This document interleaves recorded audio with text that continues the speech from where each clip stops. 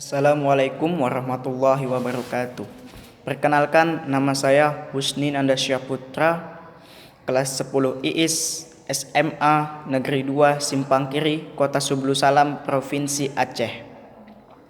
Sebelum saya menyampaikan argumen saya akan terlebih dahulu menjelaskan mosi di negara-negara dengan tingkat korupsi tinggi, seleksi penerimaan mahasiswa baru hanya didasarkan pada indeks integritas sekolah dan indeks kejujuran siswa. Menurut KBBI, korupsi adalah penyelewengan atau penyalahgunaan uang negara. Menurut KBBI, seleksi adalah pemilihan atau untuk mendapatkan yang terbaik. Menurut KBBI, mahasiswa adalah orang yang belajar di perguruan tinggi. Menurut KBBI, indeks adalah daftar berita penting hari itu yang dimuat halaman depan atau majalah. Menurut KBBI, integritas adalah sekolah mutu, sifat atau keadaan yang menunjukkan potensi dan kemampuan yang memancarkan kewibawaan, kejujuran. Banyak negara-negara maju yang dipimpin oleh pejabat-pejabat koruptor. Nah, itu menunjukkan bahwa perilaku oknum pejabat tersebut tidak jujur. Kasus mantan ketua DPR, Setia Novanto, yang dinovis 15 tahun penjara dan denda Rp 500 juta.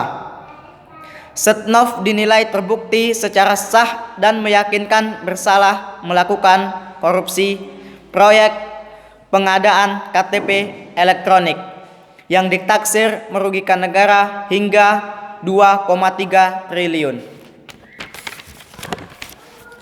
Berdasarkan kasus tersebut, saya setuju jika penerimaan mahasiswa baru berdasarkan indeks integritas sekolah dan indeks kejujuran siswa di berbagai negara-negara.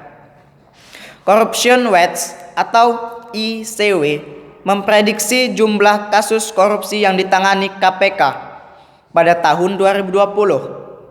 Ini akan menurun bila dibandingkan pada tahun 2019 lalu.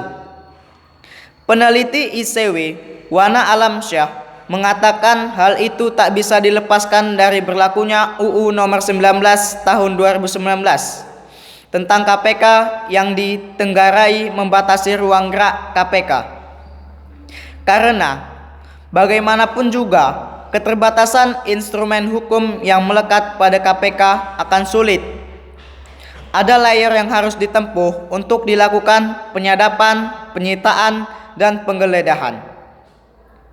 Ketua Mahkamah Agung M. Syahripuddin mengeluarkan peraturan baru terkait pesakitan korupsi di Indonesia.